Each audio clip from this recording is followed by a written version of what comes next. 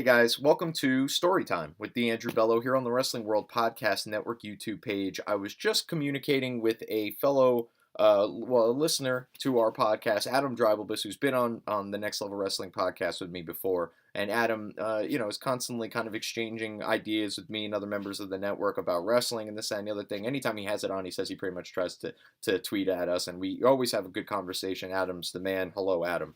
You are, as a matter of fact, the inspiration for this video, as I was talking to Adam about a particular experience that I had in Brooklyn 2 summers ago when I went to go to NXT Brooklyn Takeover 1. It's a relatively long story, and some of it has very little to do with wrestling, but nonetheless, I'm going to go ahead and tell it for you now because it really was the absolute peak of my wrestling fandom. I've never had a better time being a wrestling fan than I did on this particular day, as a matter of fact. And then it was so nice that I went a year later to go to Brooklyn 2, and I will be at Brooklyn 3 this year, you can guarantee it. Having said all that, let's start from the very top, is that I was scouting and wanting to go to this show from the second that I heard that they were going to announce Brooklyn TakeOver. Obviously SummerSlam weekend's a big deal, and I was thinking about going to Raw. I don't really want to go to SummerSlam. It's just like, it's far too much wrestling for me to sit through 4 hours, and, can't really, unless you really are content with missing something, you can't really go to the bathroom, go get a beer, go get food, and all this other stuff. You're going to miss a decent chunk of a 4-hour pay-per-view. Or an event, and it's just not for me. So TakeOver is much more my wheelhouse. I was a much bigger fan of the people that were involved. The first Brooklyn TakeOver featured Kevin Owens and Finn Balor in a ladder match, and then obviously still the greatest women's wrestling match ever wrestled in Bayley and Sasha Banks. So, just those 2 matches alone. It was also the debut of Apollo Crews and a couple random other people, and it was a really, really fun event. That was also when Sasha brought out the car, and go watch Brooklyn TakeOver if you haven't already. It's one of the best TakeOver specials, if not the best. It's still probably my favorite, mostly because of what I'm about to tell you now. But, so I was scouting, and I was going to try to, do the Ticketmaster thing and jump right on at 10 a.m. or whatever the case may be and try and get tickets.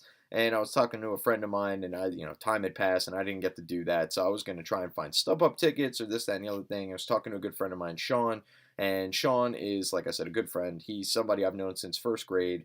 And Sean's, I guess, to frame it in the only way I could think of framing it, he's a little bit better off than I am financially, I guess. So I was trying to scrape together a couple bucks to try and get some decent tickets.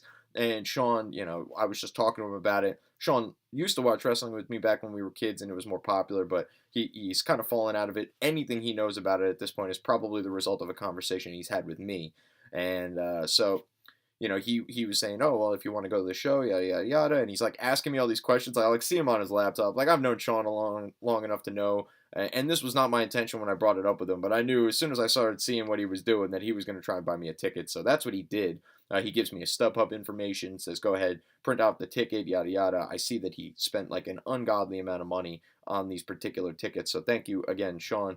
And I go to look at them, and it turns out that the tickets that he bought, as expensive as they were not for the Brooklyn TakeOver special. So I called him back, and I was like, dude, this is really cool. I'm going to go to this, and this is going to be a kick-ass experience. I'll end up coming back home, or maybe I'll try and buy a ticket for the actual event.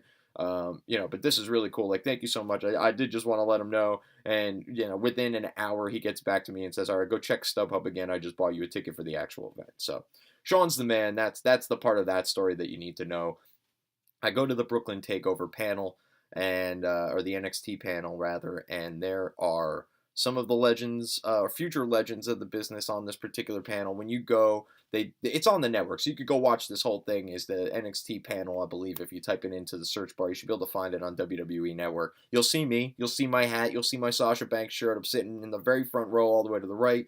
There's a part where they mention Dusty, and everyone gets up and claps, and you can see me very clearly in the front there. So, yeah, so the event itself was really cool. During the actual event, they bring out everybody individually. They did the theme songs and all that kind of stuff. Triple H comes out first. Byron Saxton comes out first. He introduces everybody. Finn Balor comes out, and when his music plays, the whole crowd, even though we're just sitting there in a conference room in the basement of the Barclays Center, does the ha thing. And it was really funny because Sasha Banks was sitting out there, and she did it too, and the whole crowd popped. And then the music kind of cut out. Finn Balor came out. They got everybody sitting down. They started asking questions.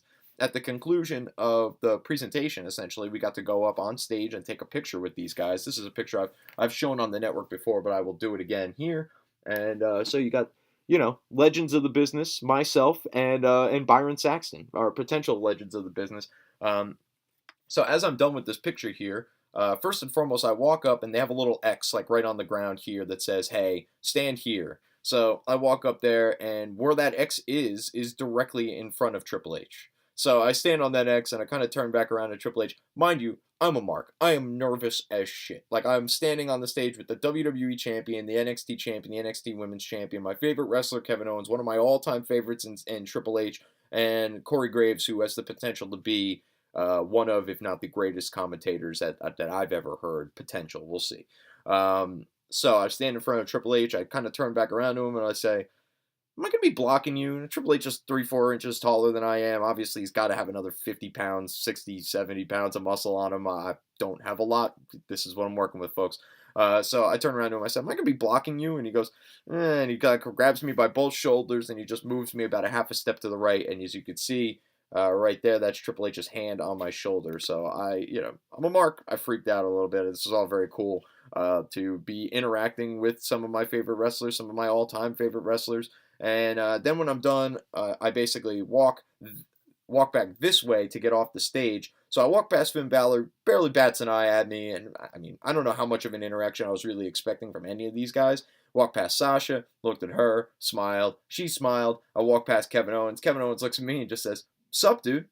And I just like giggled to myself and ran off stage. Like, I am a mark. I'm in recovery. I've admitted it's a problem, and I just, my favorite wrestler in the world said hi to me, and I had nothing to say. He's standing next to Sasha, who at the time was my favorite women's wrestler, and just drop dead gorgeous in person. And so the mere fact, as I said to Adam, that I didn't just completely fall over and faint right there was a victory for me. The whole experience was really cool. As you're walking out to go pick up your picture, they give you this awesome poster, which I'm not going to be able to fit all of it on the screen at once. So you got the future down here with Sasha Banks, Seth Rollins, and Finn Balor all holding their titles. Kevin Owens holding his NXT title, Corey Graves and Triple H. So this is mine, and this hangs in my room, and it's mine forever, and no, you can't have it. It's not for sale. I was actually wise enough to ship it to myself. As soon as I walked out of the Barclays Center, I'm like, what do I do with this? It's 10, now at this point it's 11 a.m., and I got to hold on to this damn thing until I leave Brooklyn TakeOver later that evening. So I found a little, postage shop, and I had them ship it to me. It took a little while for it to get to me. I was getting super nervous, but eventually it did arrive, and it was the best $5 I've ever spent because I now have this poster in good shape, and it is able to be framed and hung up in my room without any sort of damage, and it's one of my most treasured pieces of merch. JB's always asking me to show off my merch on the YouTube channel, so there you go.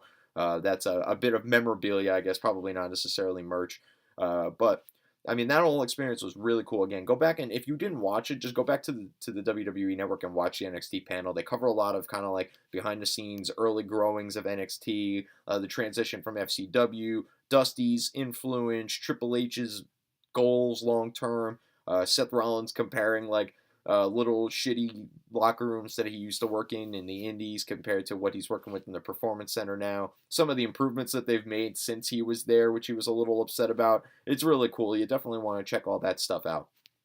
Then, going further on my little personal journey here, is that I had some time to kill. I walked around, like I said, I shipped the poster to myself. I went and found a bar, had a couple beers, walked around all day. The coolest part about this is that all of the Barclays Center, everything around the Barclays Center is wrestling related. So you've got a huge WWE merch stand outside, a huge NXT merch stand outside. You got just a sea of wrestling shirts. It's NWO, it's Bayley, it's Sasha Banks, it's Balor Club, it's Kevin Owens. It's just everywhere you go, it's just shirts everywhere.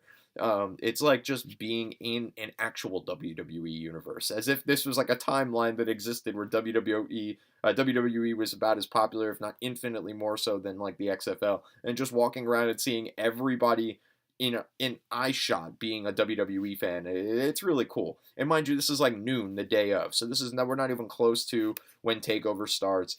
Walking around, taking some pictures of Brooklyn and stuff like that. I'm from Jersey. I go into New York very rarely, though. And Brooklyn, that part of Brooklyn, before I went to the Barclays Center that particular year, wasn't very familiar to me. So I walked around for a while, grabbed some food, grabbed a couple drinks, met some people. Weirdly enough, I walked into a bar. I believe it's called the Willow Tree or the Cherry Tree. I don't know. It's a few blocks away from the Barclays Center, but the dude who bartends there is really cool. So if you find that, go check it out. They also have an arrangement with the pizza place next door. Pizza's awesome. Definitely check that out. So I found some wrestling fans that in that bar that were like from a town or two over from me in New Jersey. They're from West Orange. And, they knew people I knew and this, that, the other thing. So that was kind of cool. And I was interacting with them for a little while. And then I eventually started making my way back towards the venue. And I see people kind of standing on one of the side streets, sort of behind the building. They're all just standing there. It looks like it's just like local kids that have put together that the WWE is in town. And they're like standing out on the sidewalk across the street from the Barclays Center, seeing if they can see wrestlers as they come in. And I got nothing better to do. And I was just standing around talking to some people for a little while. It's probably something I'll do again this year. Maybe I'll get a few interviews and some interactions with some of the fans there. But, we see a bunch of people walking in. We see Titus O'Neil. We see JoJo. We see Darren Young. We see William Regal, who was the shit. William Regal came running over across the street, took pictures with everybody, shook hands, kissed babies, had tea and crumpets. No, I'm kidding. It wasn't quite that elaborate, but William Regal took a selfie with me. I got a selfie with William Regal. He makes like the goofiest face. He's trying to make a goofy face. I'm not. However, my face is probably just as goofy looking in the picture. Again, I'm a mark, and I couldn't really handle all this at the time. It was way more than I was expecting. And again, I hadn't paid a dime for a majority of this. So, this was all way too good to be true as far as I'm concerned. So we get into the actual Brooklyn show. And, I mean, the show itself is awesome. Brooklyn TakeOver was amazing. You definitely want to go check that out. If you get to go to any of these takeover specials, it's something you want to invest your time in, and it's worth the money. It's way less expensive than going to SummerSlam. It's way more fun, way more interactive. If you're like the douchey internet fan, go, because that's the whole populace there is people like us, and that you want to just go and interact with fellow wrestling fans that are there to see, awesome wrestling. And that's exactly what you get at all of these takeover specials, especially the last few. And Brooklyn, the first Brooklyn one was my favorite. Second Brooklyn one was pretty good. And I have high hopes for what they're going to do this summer in Brooklyn as they finish the third year of their 3-year contract that they have at the Barclays Center. I'll be there. So if you guys are going to Brooklyn TakeOver 3 this year, look out for your boy. I'll be there, probably rocking this hat because my Trump hat ain't going to go over too well in Brooklyn. I just wanted to share some of this stuff with you guys. Like I said, this was the best weekend of wrestling I've ever experienced. This year for NXT TakeOver 2, I went to the TakeOver special and I went to Raw. That was pretty cool as well. But the panel and Brooklyn TakeOver 1, like that whole experience, like, I was a wrestling fan my whole life. There was like a weird window where I stopped watching, and then once I went to this Brooklyn TakeOver special, I am now back in for life, and I am never ever going to stop watching wrestling because those moments and those memories are going to stay with me forever. And I'm going to be constantly chasing the high that I got from that whole weekend, and I can hopefully achieve it again someday. Maybe I go to WrestleMania or Royal Rumble or something like that, and it comes close, but. NXT Brooklyn TakeOver's got, it's going to be tough competition for any events that I ever go to in the future. And I suggest if you guys aren't going to live events, go to house shows, go to takeover specials, go to whatever it is that you can afford, that you could get yourselves to, go. It's a really, really fun experience. If it doesn't make you a bigger wrestling fan at the end of the day, I don't know what to tell you because it absolutely took a die-hard wrestling fan from from being a quote die-hard to just being like an absolute junkie. I cannot get enough of it. I've probably spent way too much money in merch, t-shirts, this, that, and the other thing since that time. And basically my calendar year works its way around now to that. Here we are. It's March, and I'm already thinking about how I'm going to get tickets for that Brooklyn special this year and how good of a tickets I could get. So again, if you guys are going to Brooklyn TakeOver 3 this year, find me on Twitter at WWP Bello, and we can meet up and maybe have a couple, grab some food or whatever the case may be. I'm not drinking anymore, whatever. That's neither here nor there. But that was Storytime with Andrew Bello. I guess the NXT TakeOver Brooklyn 1 edition. And for those of you who have made it this far, as I like to always say on all the shows that I'm on, you're a brave soul, and I thank you for joining me on this journey. Hopefully I have many more stories to tell. If you guys have stories, cut them up, put them on Twitter, whatever the case may be, tweet them at me. I'd be more than happy to listen. And if they're interesting enough, we'll put them on the air. And that's just about it. So this is the Wrestling World Podcast Network. This has been Storytime with the Andrew Bello. And, come back and be sure to share, like, subscribe, comment, all that good stuff. Review. It helps the algorithms, whatever that means. This is the Wrestling World Podcast Network, as I mentioned. Find us online at thewwpn.com. And that's just about it, guys. Peace.